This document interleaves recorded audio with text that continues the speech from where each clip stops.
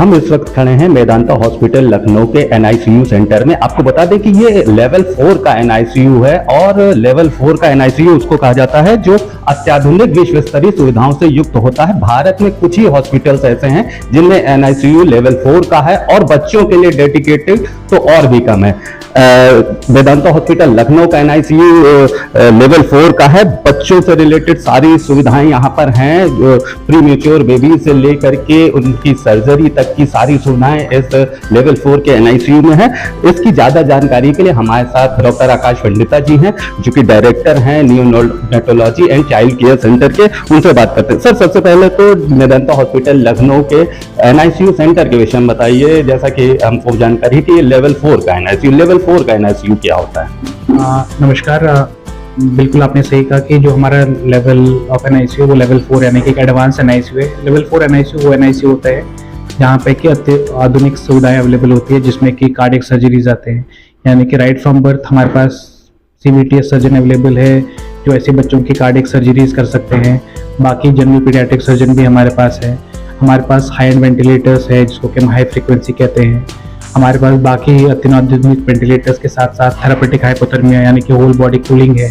जो बच्चे पैदा होने पर नहीं रोते या बर्थ एस्फिक्सिया, जिन बच्चों के लंग प्रेशर बहुत ज़्यादा होते हैं जिसको कि हम परसिस्टेंट पल्मोनरी हाइपरटेंशन या पीपीएचएन कहते हैं, उसके लिए खास तरह की गैस जिसको कि हम इनहेल नाइट्रिक ऑक्साइड कहते हैं।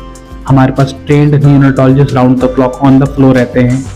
एंड हमारे पास अलग अलग बीमारियों के अलग अलग एनआईसीयू है, जैसे कि प्रीटर्म एनआईसीयू अलग हुआ, सेप्टिक एनआईसीयू अलग हुआ, जो बड़े बच्चे होते हैं उनके लिए अलग एनआईसीयू है। एंड एक एनआईसीयू ऐसा भी हम रिसेंटली लाए हैं जिसके कि हम मैटरनल न्यूनेटल आईसीयू कहते हैं, जहां माँ और बच्चा एक साथ आईसीयू में रहते हैं। सर, यहाँ पर हम देख सकते हैं कि इस एनआईसीयू में कुछ आधुनिक मशीनें हमको दिख रही हैं, तो हम उनके विषय में आपसे जानकारी चाहते हैं। सर, ये सबसे पहले जो मशीन हमारी स्क्रीन पे है, ये क्या है मशीन? ये किस काम में लाई जाती है? आप जो ये वाइट कलर का है, ये एक वेंटिलेटर है, इसको कि हम हाई फ्रीक्वेंसी वेंटिलेटर कहते हैं with volume guarantee.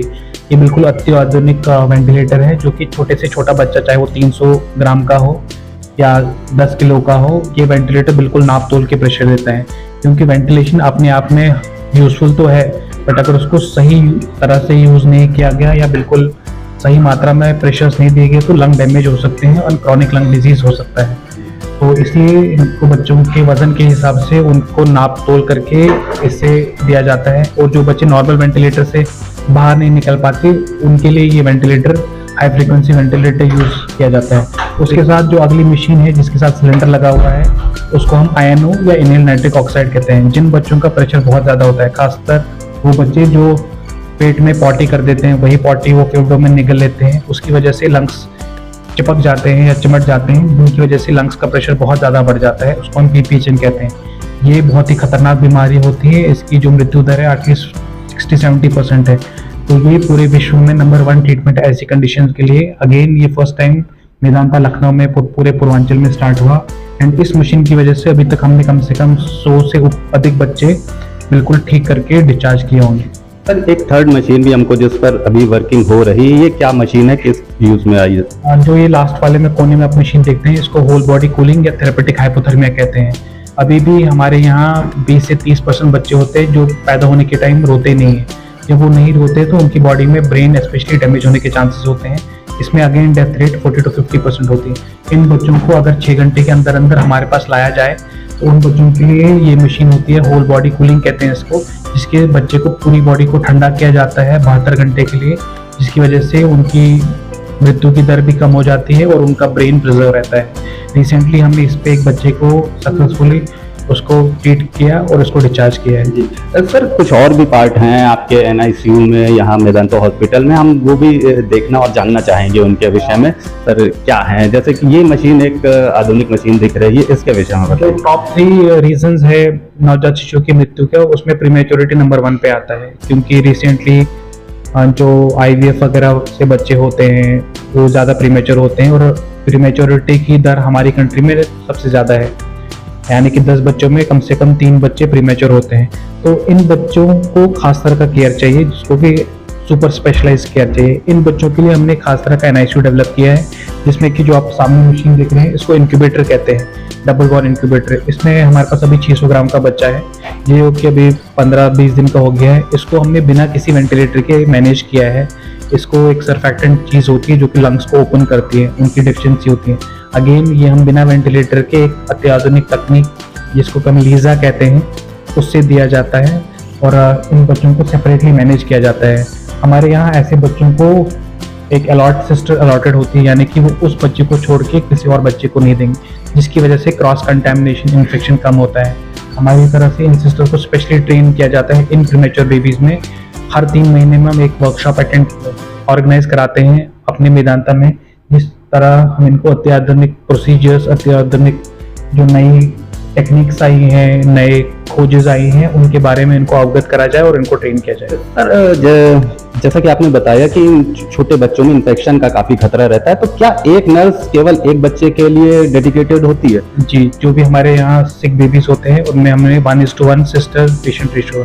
In fact recently हमारे यहाँ US की यूनिवर्सिटी से कुछ डॉक्टर्स विजिट करने आए थे, तो ये देख के आश्चर्यचकित रह गए कि भारत जैसे कंट्री में, UP जैसे स्टेट में इतना अच्छा अवेलेबल केयर हो सकता है, जहाँ की जो कि US में भी अवेलेबल नहीं है। तो यहाँ डेफिनेटली अगेन ये एडमिनिस्ट्रेशन का मैं उसमें शुक्रगुजार हूँ कि वो बिल्कुल 1:1 हम नर्स पेशेंट रेशो सिक बच्चों के लिए और प्रीमेच्योर बेबीज के लिए दे पा रहे हैं। सर जब बच्चे काफी छोटे होते हैं, प्रीमेच्योर या जिनका कोई और भी ट्रीटमेंट हो रहा होता है, NICU में होते हैं, तो उनके न्यूट्रिशन का ख्याल कैसे रखा जाता है और उसमें क्या सावधानियां बरती जाती हैं? जैसे कि हमारे घर में किचन बहुत इंपॉर्टेंट चीज़ होती है, वैसे ही एक NICU में किचन जिसको हम कहें या TPN मशीन कहें, वो बहुत इंपॉर्टेंट है। चाहे बच्चा कोई भी बीमारी से ग्रसित हो, उसके लिए न्यूट्रिशन बहुत इंपॉर्टेंट है, खासकर प्रीमेच्योर बेबीज या जो सर्जिकल कंडीशंस है। तो उन बच्चों के लिए हमारे पास खास तरह की मशीन जिसको कि हम लैमिनार फ्लो कहते हैं, इसके लिए हमारे पास एक डेडिकेटेड सिस्टर और डॉक्टर होता है जो कि जिनकी ड्यूटी इसी पे होती है, सो दैट की इन्फेक्शन ना हो। आप देखते हैं कि पूरे सिस्टर और हमारे डॉक्टर अंकित है, सिस्टर अश्रिता है, ये पूरे कैप, मास्क, गाउन, पूरा गाउन लेके इस मशीन के अंडर बनाते हैं। उनके फ्लूइड, उनके एंटीबायोटिक, उनका खाना सब इस मशीन में बनता है, सो दैट इसमें किसी भी तरह के कीटाणु ना जाए, और यहाँ से फिर वो हर बच्चे की ज़रूरत के हिसाब से, उसके वजन के हिसाब से उनमें स्टार्ट होता है। सर एक और चीज आपसे विशेष रूप से मैं पूछना चाहूंगा कि जब ऐसे बीमार बच्चे होते हैं, छोटे बच्चे होते हैं, तो उनको ट्रांसपोर्ट करने के लिए भी कुछ विशेष चीजें आपको करनी पड़ती होंगी। उसके लिए क्या व्यवस्था मेदांता हॉस्पिटल लखनऊ में करी गई है? क्योंकि ट्रांसपोर्टेशन उनको पूरी, अगर उनको NICU में एडमिट करना है तो ट्रांसपोर्टेशन भी उसी लेवल पे होना चाहिए, उसी तरीके का होना चाहिए जिसमें ट्रांसपोर्टेशन के दौरान भी उनको कोई चीज दिक्कत ना करे। उसके लिए पर क्या व्यवस्था है? आपका क्वेश्चन बहुत ही प्रैक्टिकल और बहुत ही इंपॉर्टेंट है। मेजॉरिटी ऑफ द टाइम ऐसे न्यूरोटल ट्रांसपोर्ट को इग्नोर किया जाता है, इसको बाकी ट्रांसपोर्ट के साथ क्लब किया जाता है, यानी कि पीडियाट्रिक या अडल्ट ट्रांसपोर्ट के साथ किया जाता है। लेकिन हमने मेदांता लखनऊ में एक NICU ऑन व्हील्स का कंसेप्ट लाया है, यानी कि जो केयर आपको एक ICU के अंदर मिलनी चाहिए वही हम आपको एम्बुलेंस में दे रहे हैं। इसके लिए हमने डेडिकेटेड नवजात शिशु एम्बुलेंस पहली बार इस राज्य में लाई, जो कि सिर्फ नवजात शिशु को ट्रांसपोर्ट कराती है, बाकी किसी और मरीज, चाहे वो बच्चा हो या कोई अडल्ट हो। इससे क्या होता है, इससे इन्फेक्शन कम होता है और स्पेशली ट्रेन्ड स्टाफ उस एम्बुलेंस में जाता है। तो हमारे यहाँ पूरी एक न्यूरोटल ट्रांसपोर्ट टीम है जिसमें डॉक्टर आता है, सिस्टर आती है, जिनको कि इस चीज़ पे ट्रेन किया जाता है, उनको CPR के लिए ट्रेन किया जाता है, including driver of the ambulance CPR में ट्रेंड होता है, सो दैट हमारे पास कोई भी कॉल आती है, हमारे 10 मिनट में हमारे कोड एक्टिवेट होता है ट्रांसपोर्ट, जिसमें कि डेजिग्नेटेड डॉक्टर, सिस्टर और रेस्पिरेटरी मैनेजमेंट टीम एक्टिवेट होती है। इंक्लूडिंग हमने रिसेंटली वाराणसी से 600-800 ग्राम के बच्चे ट्रांसफर करवाए, हमने उत्तराखंड से ट्विंस ट्रांसफर करवाए हैं 700-800 ग्राम के, और उनको सक्सेसफुली डिस्चार्ज किया जाए। इसके लिए जो सबसे इंपॉर्टेंट कड़ी होती है, एक तो डेडिकेटेड एम्बुलेंस होनी चाहिए, डेडिकेटेड टीम होनी चाहिए, साथ ही में हाई एंड इक्विपमेंट होने चाहिए। ये जो आप देख रहे हैं मशीन, ये डबल वॉल इंक्यूबेटर है।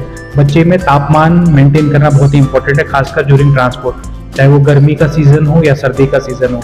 1 डिग्री टेम्परेचर अगर बच्चे का कम हुआ तो मृत्यु दर 30% बढ़ जाती है। इतना महत्व है एक टेम्परेचर का। तो ये इंक्यूबेटर बच्चे को गर्म रखती है, उसका जो टेम्परेचर होना चाहिए 36.5 उस पर मेंटेन करती है। साथ ही साथ बच्चा सोने की तरह होता है, यानी कि एक ग्राम उसके लिए इम्पोर्टेंट है। तो इसके लिए वजन के हिसाब से उसके लिए इनबिल्ट वेंटिलेटर है, इसमें हम CPAP वेंटिलेटर भी दे सकते हैं। ऑक्सीजन अपने आप में एक दवाई है, वो टॉनिक नहीं है।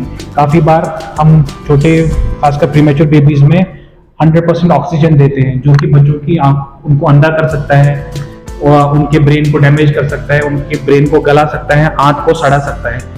इस मशीन की माध्यम की वजह से हम उनको बिल्कुल नाप तोल करके प्रेशर देते हैं ताकि उनके नाजुक से लंग सुरक्षित रहे।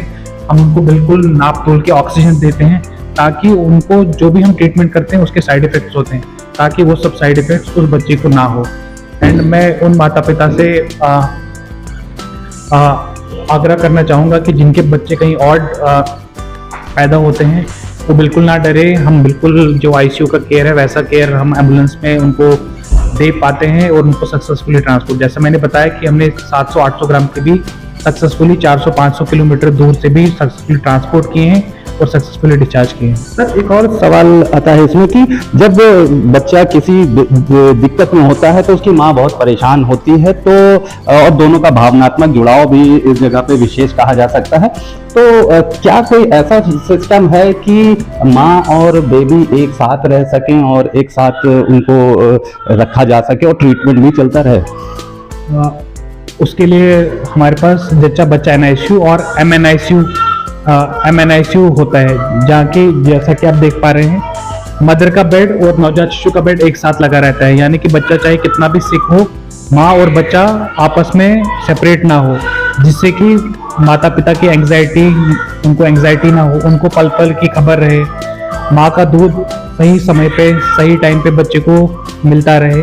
तो उसके लिए हम ये नया MNICU कंसेप्ट किया है। हमारा इनफैक्ट एक नया NICU भी आ रहा है, यानी कि 50 बेडेड NICU बन रहा है हमारा, जो कि वन ऑफ द लार्जेस्ट होगा स्टेट का और कंट्री का। एंड इसमें इस तरह का NICU और हमने और बेड बढ़ाए हैं, 7-8 बेड डेडिकेटेड MNICU बेड रहेंगे, जहाँ के माँ और बच्चा एक साथ रहेंगे, बिल्कुल जीरो सेपरेशन कंसेप्ट ला के रह रहे हैं, जो कि अपने आप में एक नया कंसेप्ट है। सर लगभग 3 साल से ऊपर हो चुके हैं इस NICU को चलते हुए और अपनी सेवाएं देते हुए। सर कुछ सक्सेस स्टोरीज हम आपसे जानना चाहेंगे और एक केस ऐसा जिसको लेकर के आप लोगों को काफी हेक्टिक शेड्यूल अभी को फॉलो करना पड़ा। ऐसे तो कई सारे स्टोरीज है, बट जो रिसेंटली हमारे माइंड में आते हैं कि हमने रिसेंटली एक 25 हफ्ते का बच्चा, 600 ग्राम का बच्चा सक्सेसफुली उसको डिस्चार्ज किया, जो कि माता पिता बिल्कुल डिलीवरी करने के लिए राजी नहीं थे, क्योंकि उनको हर जगह ये बताया गया था कि ऐसे बच्चे बचते नहीं हैं, अगर बचते हैं तो दिमागी रूप से अपंग होते हैं। आज वो बच्चा 7 महीने का हो गया, बिल्कुल नॉर्मल बच्चा है। उसको हमने 3 महीने ऑलमोस्ट अपने बच्चे की तरह पूरी टीम ने पाला, और उन माता पिता को अभी भी वो इतने खुश होते हैं यहाँ के कि उनको लगता है कि वो वापस बच्चे का पहला घर ये है। दूसरा पेशेंट गोरखपुर से हमारे पास शिफ्ट हुआ था, जो कि बिल्कुल अरेस्ट में आया था, यानी कि उसकी हार्ट रेट और उसकी पल्स रेट 0 थी, लेकिन हमारे डॉक्टर्स ने उसको CPR किया। उसके लंग्स का प्रेशर इतना ज़्यादा था कि उसको हमने PPHN के लिए इनहेल नाइट्रिक ऑक्साइड दी, वो भी हमारे पास 1.5 महीना रहा और बिल्कुल ठीक होके गया। एक अन्य कहानी है कि एक बच्चा जो कि अगेन अरेस्ट में था, वो रोया नहीं था, उसको CPR किया, उसकी हार्ट रेट वापस लाई, उसको पूरा ठंडा किया 3 दिन, यानी कि full body cooling therapeutic hypothermia से, उसको भी कल वो बच्चा डिस्चार्ज होके जा रहा है। ऐसी कई सारी स्टोरीज है, कई हार्ट सर्जरीज है, बच्चे की आँख बनी नहीं थी उनकी सर्जरीज है, CDH है, अनगिनत कहानियाँ हैं, और हर कहानी में हमें ये प्रेरणा मिलती है कि हम और अच्छा करें।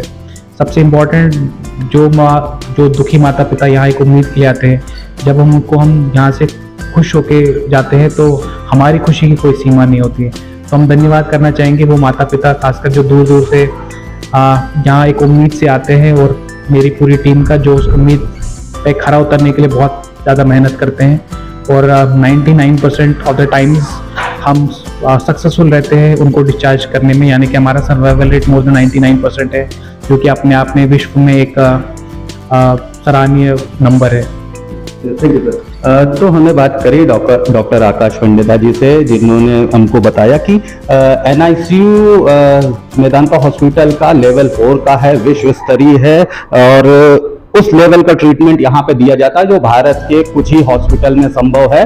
सबसे बड़ी बात यह है कि किसी भी बीमारी से ग्रसित छोटे बच्चों का या प्रीमेच्योर बेबीज का या जिनकी सर्जरी हुई हो, उनकी सक्सेस रेट 99% से ऊपर है। मतलब लगभग 100% ये उस ट्रीटमेंट को अच्छी तरह कर पाते हैं। और यहाँ पे हमने खुद देखा है कि बच्चों के लिए क्या क्या सुविधाएं उन्होंने रखी है। सारी NICU को बहुत ही सैनिटाइज तरीके से रखा जाता है। एक छोटे बच्चे के लिए एक डेडिकेटेड नर्स होती जो केवल उसी का ख्याल रखती है। बच्चों के न्यूट्रिशन के लिए एक स्पेशल मशीन है जिसमें उनका खाना बनता है, क्योंकि बहुत छोटे बच्चों प्रीमेच्योर बेबीज को या जिनकी सर्जरी हुई तो उनको नपातुला खाना देना होता है कम से कम, लेकिन वो अच्छा न्यूट्रिशन भी उसमें होना चाहिए। तो उसके लिए एक विशेष मशीन है जिसमें वो बहुत ही साफ सुथरी तरीके से और बिना किसी कीटाणु या बैक्टीरिया के वो खाना बनता है और उसी लेवल से उनको वहां तक पहुंचाया जाता है। इसके साथ साथ यहाँ पर लगातार माता पिता की काउंसलिंग भी की जाती है कि वो अपने बच्चों का कैसे ख्याल रखें।